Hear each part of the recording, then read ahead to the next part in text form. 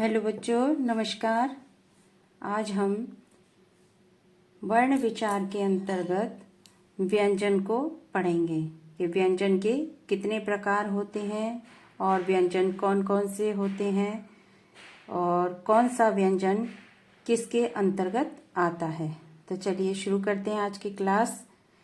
हमारी हेडिंग रहेगी आज की व्यंजन के प्रकार। तो सबसे पहले यदि प्रश्न आ जाता है कि व्यंजन कितने प्रकार के होते हैं तो उस जगह पर आपका उत्तर रहेगा 3। कौन कौन से व्यंजन होते हैं?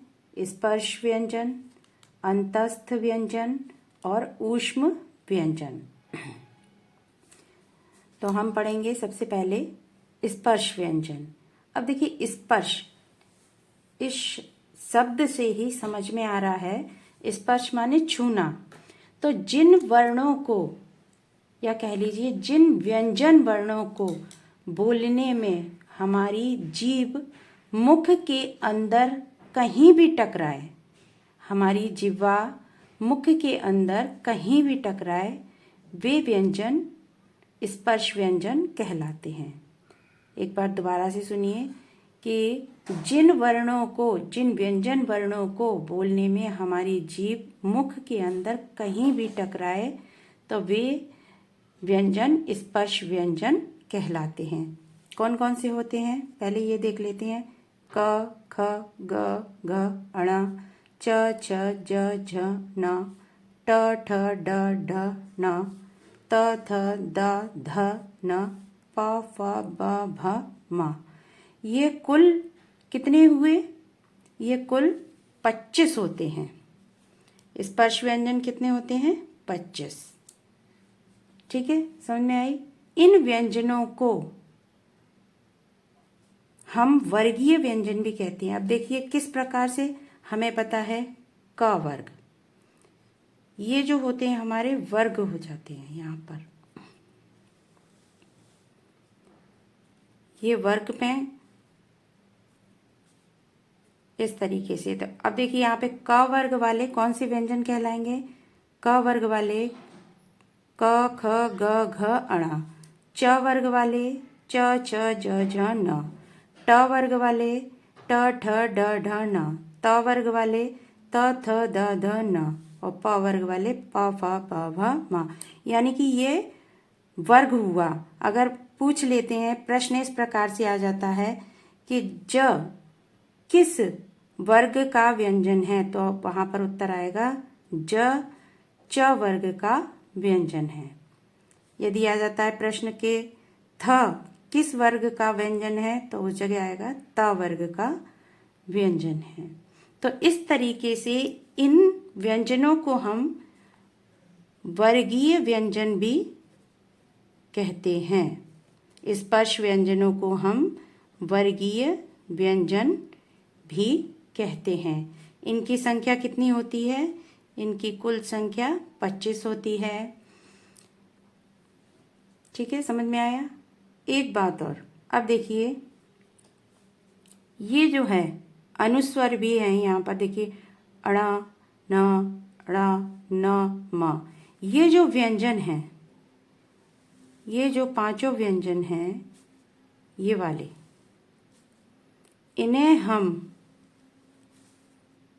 इन व्यंजनों को हम पंचम वर्ण भी कहते हैं। पंचम वर्ण भी कहते हैं। ठीक है, इतना समझ में आया? अब पढ़ते हैं हम अंतस्थ व्यंजन। देखिए अंतस्थ व्यंजन क्या होता है कि जिन व्यंजन वर्णों को बोलने से हमारा जो मुख है वो संकुचित हो जाता है, यानी कि सिकुड़ जाता है, उनको हम अंतस्थ व्यंजन कहते हैं। दोबारा से समझिए इसे कि जिन व्यंजन वर्णों को बोलने से हमारा मुख संकुचित हो जाता है, उन्हें हम अंतस्थ व्यंजन कहते हैं। इन व्यंजन वर्णों की संख्या कितनी होती है? कुल 4 होती है। ठीक है, और ये कौन कौन से होते हैं अंतस्थ व्यंजन? य, र, ल और व। कौन से होते हैं अंतस्थ व्यंजन? य, र, ल और व। अब देखिए यहाँ पर ये या और व, या और वा को हम अर्ध स्वर व्यंजन भी कहते हैं। इनको अर्ध स्वर व्यंजन, अर्ध स्वर व्यंजन भी कहा जाता है। और ये किसने कहा है? यदि ये प्रश्न आ जाता है कि या और वा को अर्ध स्वर व्यंजन किसने कहा है, तो उस जगह पर नाम आएगा वासुदेव नंदन जी ने। किसने कहा है? वासुदेव नंदन, वासुदेव नंदन जी ने कहा है। ठीक है। अब जो ये र वर्ण है, र वर्ण है, र व्यंजन है, सॉरी, र व्यंजन है, उसको हम लुंठित व्यंजन क्या कहते हैं? हम लुंठित व्यंजन, या इसे हम प्रकंपित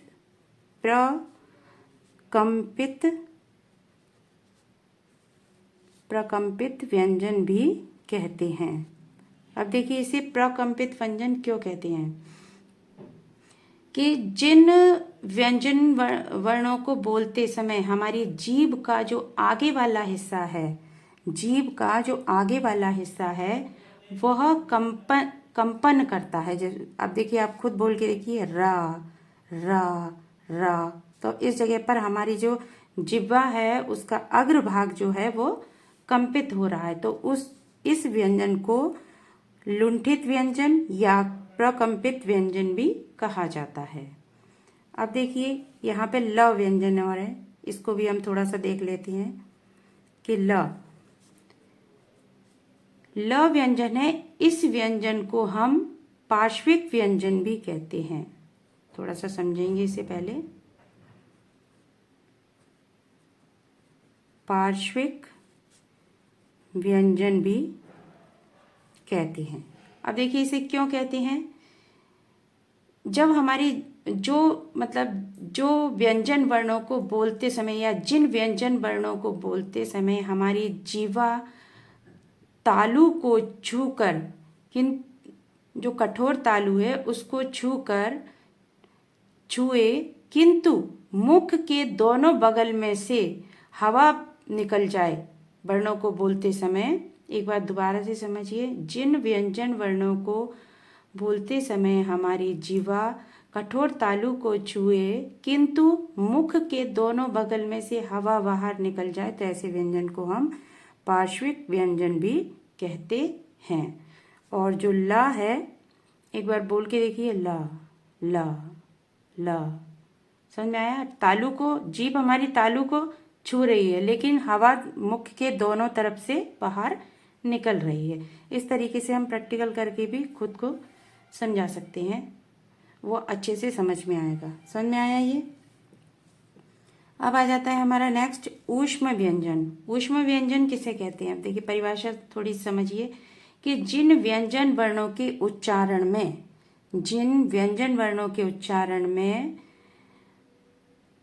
मुख से, जिन व्यंजन वर्णों के उच्चारण में हमारे मुख से गर्माहट या सुसराहट की ध्वनि निकलती है, ऐसे व्यंजनों को हम ऊष्म व्यंजन कहते हैं। इनकी संख्या कितनी होती है? 4। अब देखिए कौन से होते हैं ये? श,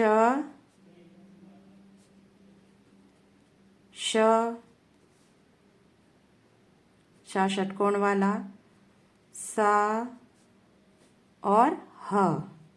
ये जो चारों व्यंजन हैं ये ऊष्म व्यंजन कहलाते हैं। क्या कहलाते हैं?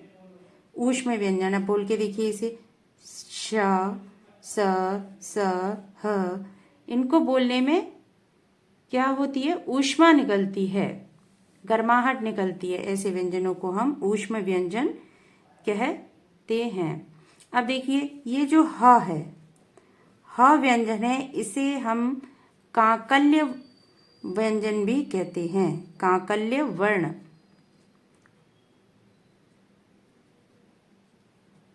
काकल्य वर्ण भी कहीं कहीं पे ये प्रश्न आ जाता है कि 4 ऑप्शन दे देते हैं आपको, उसमें से आपको छांटना होता है कि इनमें से काकल्य वर्ण या व्यंजन वर्ण कौन सा है। तो ह जो है वो काकल्य वर्ण भी है और इसे स्वर यंत्रीय वर्ण भी कहते हैं। स्वर यंत्रीय वर्ण भी कहते हैं। समझ में आया आपको? देखिए कुछ अन्य व्यंजन हैं जो हम पढ़ेंगे।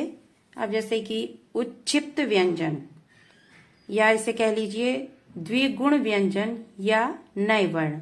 अब देखिए उच्छिप्त का क्या अर्थ है? कहीं कहीं और से आए हुए, मतलब जो कहीं और से आए हुए हैं उन्हें कहते हैं उच्छिप्त। अब इसकी परिभाषा को हम समझेंगे कि जिन व्यंजन वर्णों के उच्चारण में हमारी जीभ की उल्टी हुई नोक तालु को छूकर झटके से हट जाती है। ये समझने के लिए सिर्फ परिभाषाएं होती हैं ताकि हम अपने आप के साथ प्रैक्टिकल करके इन व्यंजन वर्णों को अच्छे से आसानी से समझ सकें। कि जिन व्यंजन वर्णों के उच्चारण में जीभ की उल्टी हुई नोक हमारे तालु को छूकर झटके से हटती है, उन व्यंजन वर्णों को हम उच्छिप्त व्यंजन वर्ण कहते हैं। अब देखिए ये कौन से होते हैं उच्छिप्त व्यंजन वर्ण? ड़, ड़, ड़, ड़। ठीक, अब आप खुद से प्रैक्टिकल करके देखिए ड़, ड़। ठीक है, ये जो वर्ण हैं ये कहाँ से आए हैं? ये तुर्की भाषा के वर्ण हैं। ठीक है, सबसे पहले ये तुर्की में आए, तुर्की से ये अरबी भाषा में आए, अरबी भाषा से ये फारसी भाषा में आए और फारसी भाषा के बाद ये हिंदी में आए। जो ड और ड़ इसका ही ये विकसित रूप है, अड़ और ड़। अब देखिए इनका प्रयोग कहाँ कहाँ होता है। देखिए इन दोनों का प्रयोग तो जैसे कोई भी शब्द होता है उसके शुरुआत में किया जाता है, जैसे कि डमरू। ठीक है, अगर शुरुआत में ड आता है तो उसमें बिंदी नहीं लगेगी, तो डमरू शब्द। समझ में आया? शुरुआत में क्या आया? डमरू। और डाल, चिड़िया डाल डाल पर बैठती है वो वाला डाल। ठीक है, जैसे ढक्कन, ढक्कन, तो इसमें हम देखिए नीचे अड़ा वाली बिंदी नहीं लगा रहे हैं, क्योंकि जो शब्द शुरू में आते हैं, शब्द के शुरुआत में आते हैं, उनमें ये बिंदी नहीं लगती है। अब जैसे कि देखिए जैसे कि सोडा, सोडा शब्द जो है वो अंग्रेजी का है, तो इसमें भी बिंदी नहीं लगेगी। अंग्रेजी के जो भी वर्ण आते हैं, जो भी शब्द आते हैं, उसमें ड में बिंदी नहीं लगती है। जैसे कि आप यहाँ पे देखेंगे निडर, निडर।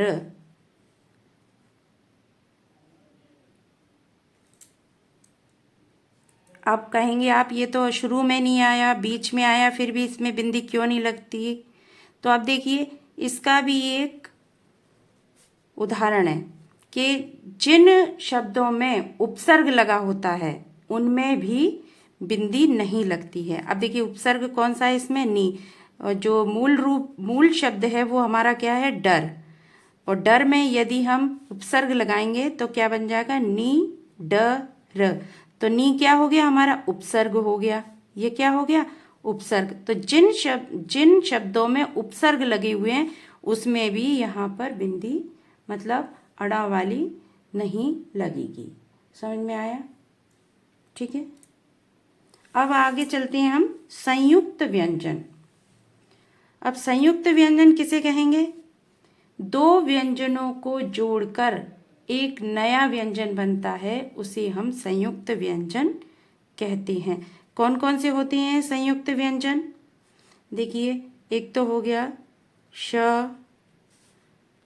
त्र, ज्ञ और श्र। ये हुए हमारे 4 संयुक्त व्यंजन। अब देखिए ये किस किस व्यंजनों से मिलकर बनते हैं। अब देखिए क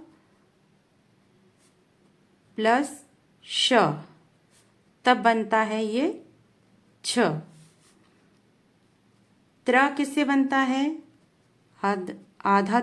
अब इसको हम क्या बोलेंगे? आधा ता नहीं बोलेंगे, इसको हम व्यंजन बोलेंगे।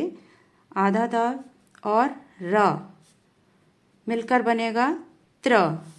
इसी प्रकार से ज प्लस न मिलकर बनेगा ज्ञ।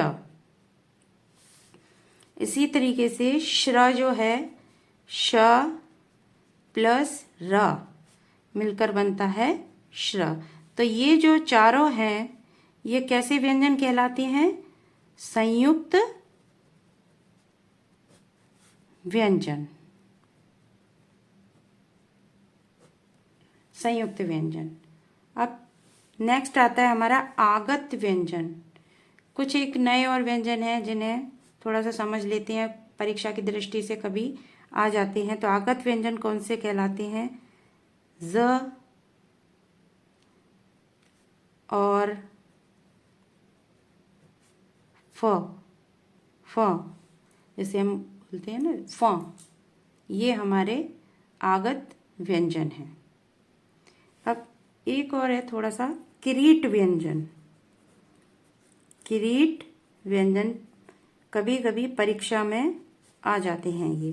तो यदि इस तरीके से पूछ लिया जाए कि किरीट व्यंजन कौन से होते हैं, तो ट, ठ, ड, ढ, र, ण और ण, ये सभी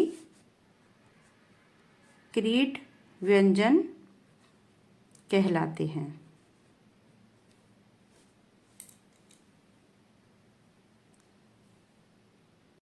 अब देखिए उच्चारण के आधार पर व्यंजनों का वर्गीकरण। जिस प्रकार से हम बोलते हैं उस आधार पर, माने उच्चारण के आधार पर व्यंजनों का वर्गीकरण। तो सबसे पहले आता है कंठ या कोमल तालव्य व्यंजन। कंठ या कोमल तालव्य व्यंजन किसे कहते हैं? कौन से होते हैं वो देख लेते हैं एक बार। क, ख, ग, घ और अण, ये होते हैं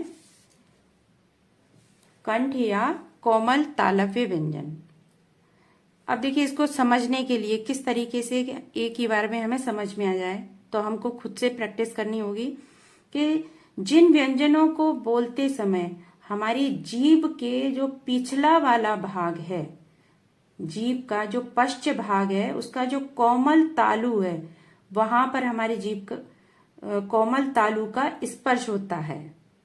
देखिए बोल के देखिए क, ख, ग, घ, अण, माने जो कंठ से आवाज निकलती है क, ख, ग, घ, अण। तो इसको इन व्यंजन वर्णों को हम बोलेंगे कंठ या कोमल तालव्य व्यंजन। समझ में आया? नेक्स्ट है हमारा तालव्य व्यंजन। कौन से होते हैं तालव्य व्यंजन? च, छ, ज, झ और न। अब इसको समझने के लिए जीभ का जो अग्र भाग है हमारा, वह तालु से स्पर्श करता है। इन व्यंजन वर्णों को बोलते समय हमारी जो जीभ का आगे वाला हिस्सा है वह तालु को स्पर्श करता है। अब बोल के देखिए च, छ, ज, झ और न। ठीक है, समझ में आया? आप खुद से प्रैक्टिस करिए इसकी। नेक्स्ट है हमारा मूर्धन्य व्यंजन। कौन से होते हैं? ट, ठ, ड, ढ और अण। अब मूर्धन्य व्यंजन क्या होते हैं? जो हमारा कठोर तालु होता है, जिन व्यंजन वर्णों को बोलते समय हमारे कठोर तालु के मध्य वाला जो भाग है, कठोर तालु के जो मध्य का जो भाग है वो मूर्धा कहलाता है। पहली बात तो ये समझिए कि कठोर तालु के जो मध्य का भाग है वो मूर्धा कहलाता है। और जब हम इन व्यंजनों को बोलते हैं तो हमारी जीभ वहां पर कठोर तालु से टकराती है, तो वह व्यंजन कौन से कहलाते हैं? मूर्धन्य व्यंजन। अब आप खुद बोल के देखिए, ट, ठ, ड, ढ, ण। ओके, समझ में आया? नेक्स्ट है हमारे दंत व्यंजन। कौन से होते हैं? त, थ, द, ध और न। ठीक है, त, थ, द, ध, न, ये होते हैं दंत व्यंजन। जिन व्यंजन वर्णों को बोलते समय हमारी जो जिह्वा है वो दांतों से स्पर्श होती है। बोलिए, त, थ, द, ध, न। दांतों से स्पर्श हो रही है ना, तो ये व्यंजन कौन से कहलाए? हमारे दंत व्यंजन। इनके अलावा दो और व्यंजन हैं, वह भी दंत व्यंजन कहलाते हैं, ल और स। ये दो व्यंजन कभी कभी ये ऑप्शन में आते हैं, ल और स। इनसे भी, ये भी दंत व्यंजन है। ओष्ठ व्यंजनों को बोलते समय दोनों होठों द्वारा हमारी सांस का अवरोध हो जाना। हाँ, माने जैसे हम बोल रहे हैं प, फ, ब, भ, म, तो दोनों होठ के आपस में टकराते हैं और अंदर की हवा जो है वो बाहर नहीं निकल पाती है। तो वे व्यंजन, ये सिर्फ जो मैं परिभाषा आपको बता रही हूँ पर्टिकुलर परिभाषा नहीं, ये खुद के समझने के लिए होती हैं कि हम इन व्यंजन वर्णों को किस प्रकार से समझ सकते हैं आसानी से। जैसे एग्जाम में आते हैं तो अपने आप से हम प्रैक्टिकल कर कर और सही उत्तर पर टिक कर सकते हैं। प, फ, ब, भ, म ये ओष्ठ व्यंजन कहलाते हैं। अब आता है दंत्योष्ठ व्यंजन। दंत ओष्ठ व्यंजन व, यह एक ऐसा व्यंजन है जो दंतोष्ठ व्यंजन है व, जिसमें कि जिह्वा दांत से भी टकराती है और होंठ भी बंद होते हैं, दंतोष्ठ। अब नेक्स्ट है हमारे वत्सर्य व्यंजन। कौन कौन से होते हैं? न, र, ल। ये न, र, ल, ये कैसे व्यंजन है? वत्सर्य व्यंजन। इनमें क्या है, जो जीभ है वो हमारी जीभ है ऊपरी मसूड़ों को स्पर्श करती है बोलते समय। वत्सर्य व्यंजनों को बोलते समय जिह्वा जो है हमारी वो ऊपरी मसूड़ों को स्पर्श करती है। बोल के देखिए, न, र, ल। समझ आया?